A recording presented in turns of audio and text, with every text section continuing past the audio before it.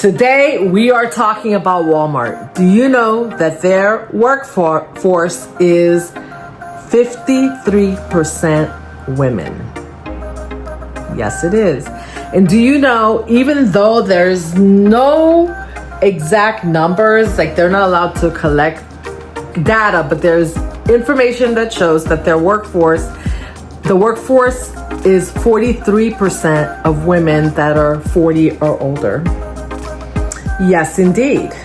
And do you know that they just rolled back their diversity, equity, and inclusion policy? And they've been working on rolling this back for the last year or so.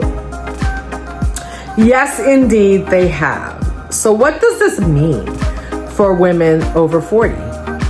What do you think it means? What does it mean to you? Now, I've heard some influencers talking and saying that, diversity, equity, and inclusion causes an issue because sometimes people are promoted. You're being promoted not based on merit. You're being promoted based on your race, your ethnicity, whatever. That it's not based on merits at all. And that's really sad to think that could be true, because now I have to ask. I have to really consider that she could be right. And why is that? Why do I say that? Let me grab my microphone. Why do I say this?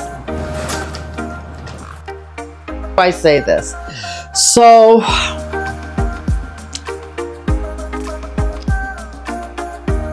this move of pulling back on their diversity, equity, and inclusion policy for such a large corporation that employs so many women, right? And they employ women, they employ diverse individuals from the LGBTQ community, amongst other things, and amongst other people that have other types of disabilities, right? Whether it be autism or, a mental disability of sorts, right? So now they're saying they're no longer going to advocate as a company for equity for this sector of their workforce. And so let's explore some of the implications of this. I just wonder if these DEI commitments that these companies made, because I wonder if the DEI commitment that these companies made were true, if they were genuine. Because if Walmart can so easily, based on a change in administration, roll back all the efforts they put out, and I will link for you in the description box their whole DEI policy that they rolled out. If they can so easily roll that back, how many other major corporations out there are going to be rolling back their policies? And what does this mean for diverse individuals? What does it mean for women? What does it mean for us women over 40 that make up, at least for their workforce, I don't know for other companies because I haven't looked it up, but for their workforce, make up 53% of their workforce, if not more.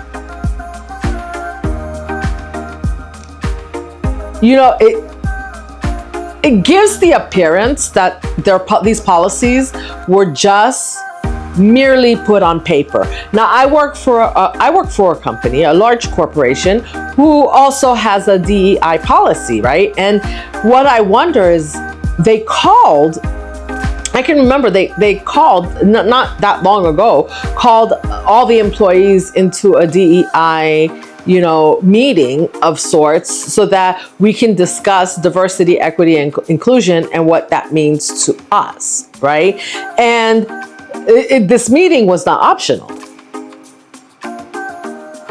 This meeting was mandatory. The conversation was mandatory. So isn't that a double standard that now, after you've called all your employees in and made this conversation mandatory, that you are now doubling back and saying, well, we don't want to talk about it, so we're not.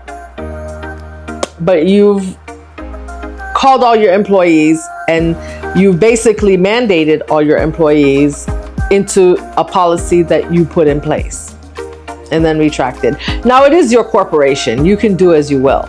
But at the same time, with having such a largely affected population, I mean, 53% of your workforce is women,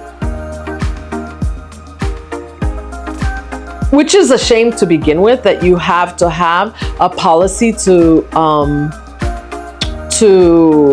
mandate or to facilitate diversity, equity, and inclusion. And I know some people out there will say, you know, we don't like to have certain things or certain ways of being, and we don't like to have the LGBTQ community forced on us, or we don't like to have women in leadership forced on us, right? But isn't that ironic? I just had to think for a minute, because isn't that ironic that it's kind of a they against us situation. And I don't know, I'm just wondering, is it the policy that has created this situation? Or is it the fact that when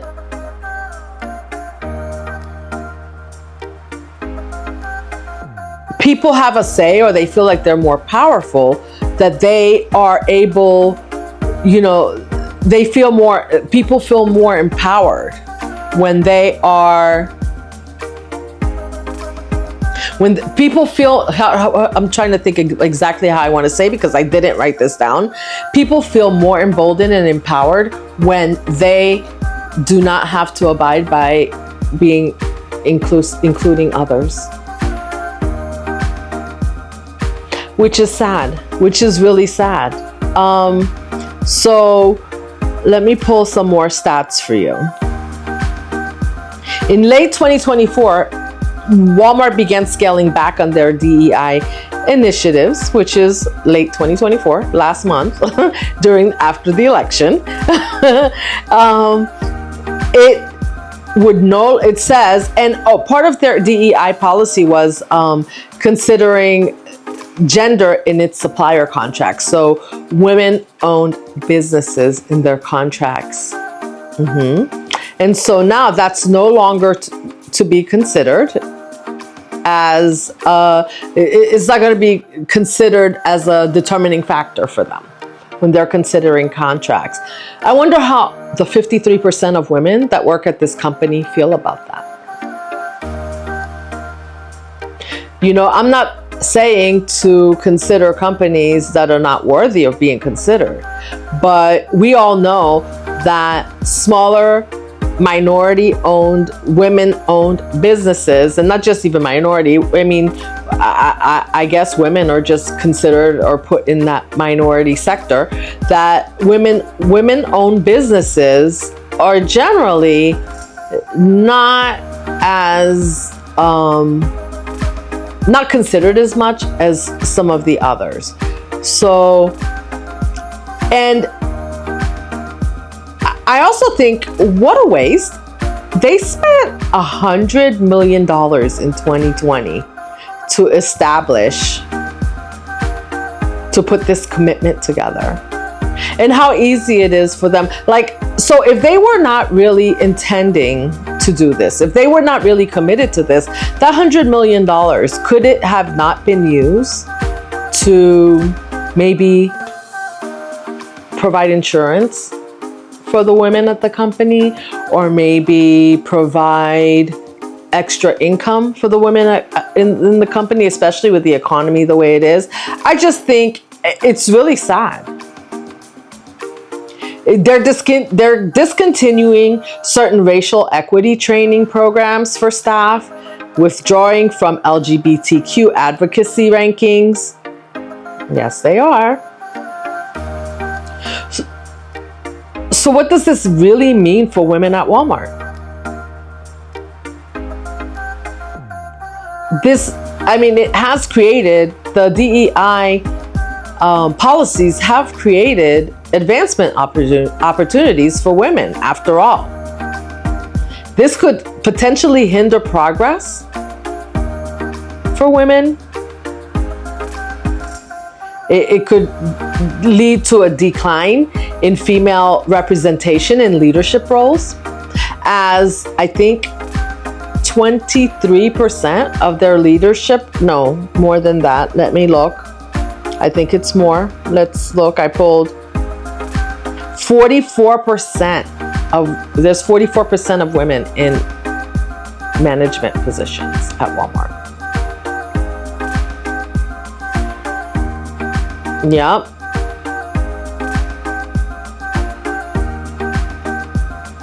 Let me look here.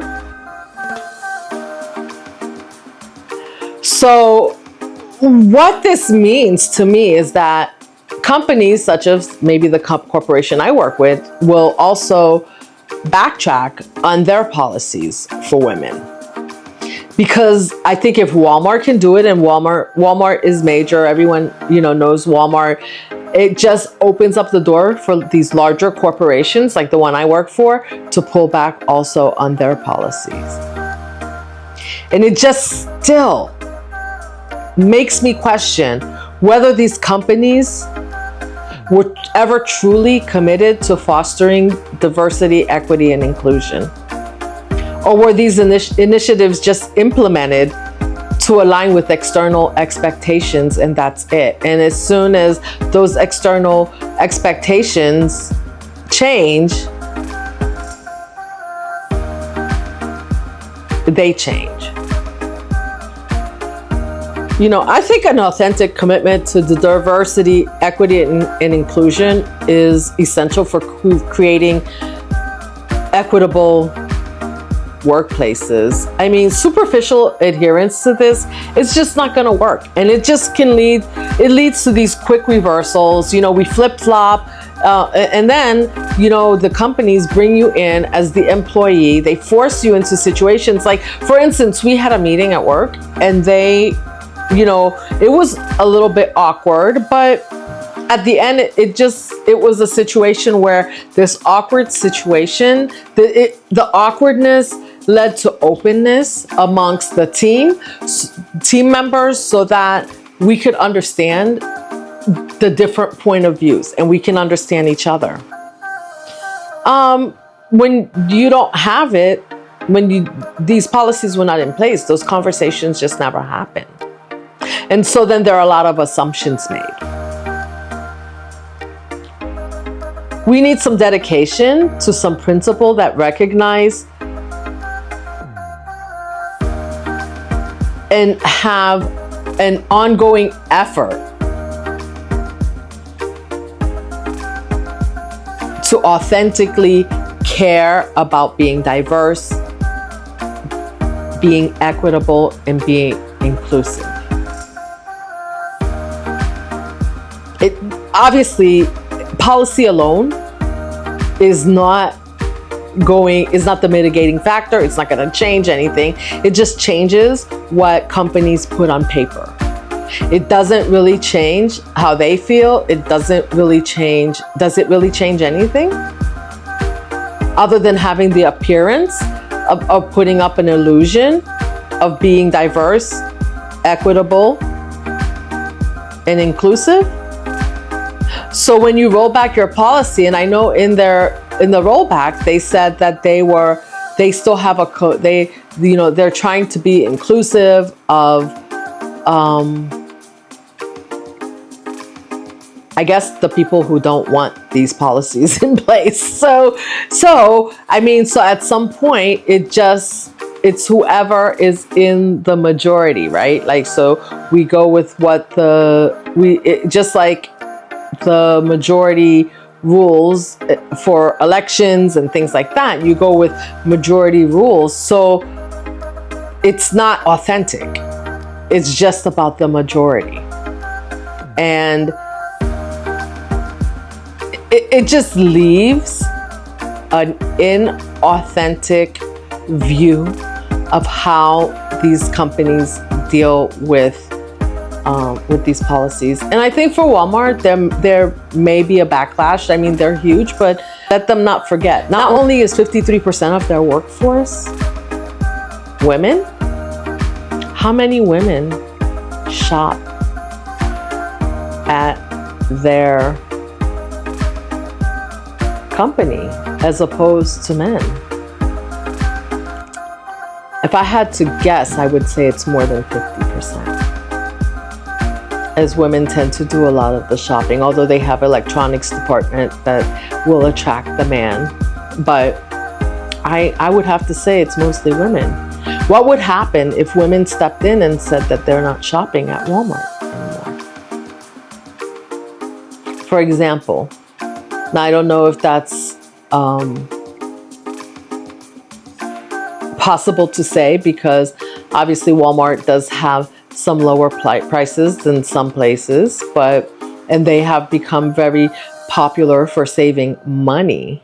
But at which point do we stop exchanging money for our values, money for what we're worth, money for what we deserve as women?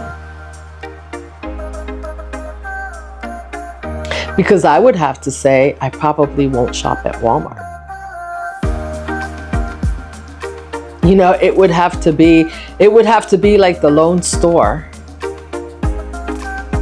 on the road for me to stop in, or like a last resort, right? Like, because I can't say I'll never shop there, but I can't say I'll never shop there. That would probably not be truthful. But I can say that I would be making a point to actually go to a Walmart to go shopping. You know, for women and for other marginalized groups, this is a stark reminder that progress requires vigilance, and that policies have to be backed by genuine dedication. Like it's not just fly by night. We're just changing with the tide, right? So there's no true commitment, right? So all these talks, when you go and you sit in these meetings at these companies, you know they're full of shit. Like, it's not true. What they're telling you, you know that what they're telling you is not true. And that's a shame, because if you work at a company, you would like to believe that if they're telling you that they stand for something, that's what they stand for.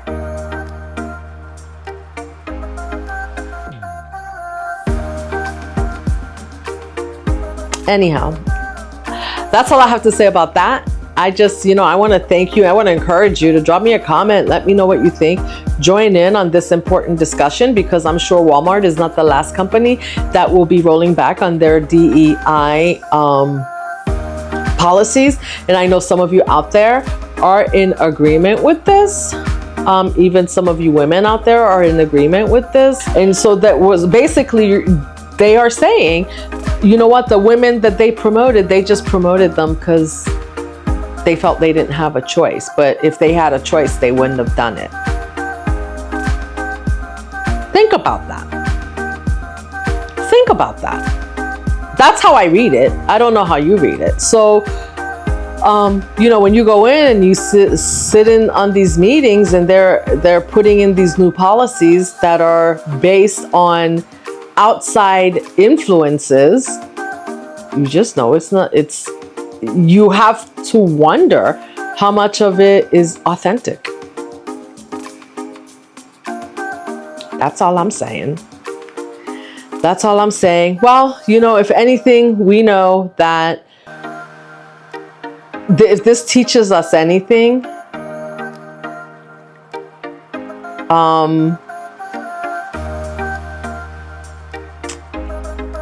it teaches us that we have to hold companies accountable.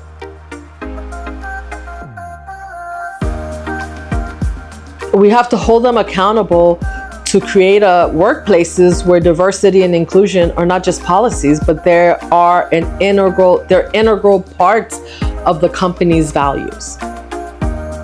Because if this was an integral part of Walmart's values, they wouldn't have been able to roll back on it.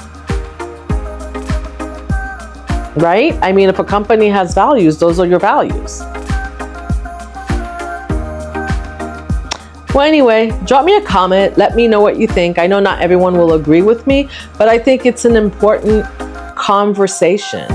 You know, let's stay informed, let's stay engaged, and continue to champion for true equity in all spheres, in all aspects of life. And, you know, even though sometimes we don't even know what that equity is or what it looks like, but, you know, the little bit that we do every day gets us one step closer, you know. And sometimes you make one step forward, you take 2 steps back, right? So you can take another big leap forward. So maybe this is just that 2 steps back, so we can revisit, rethink, and reimagine how we really value diversity, equity, and inclusion. And it's unfortunate that hindsight's always 20. It's always after things are rolled back and taken away that the people that are affected actually see how maybe some of the things that they voted for actually went against their own personal values without them even realizing it. That's the illusion. You know, it's the spirit of disillusion that we live in this world, that illusion that's created by social media and news networks. So I think we all individually just need to know what we value and go with that. Anyhow, I want to thank you for joining me today. And until next time, you stay beautiful, you stay inspired, you stay empowered, and you stay sexy so you can keep taking care of yourself and those around you. And you drop me a comment and let me know what you think about all this. Peace and love.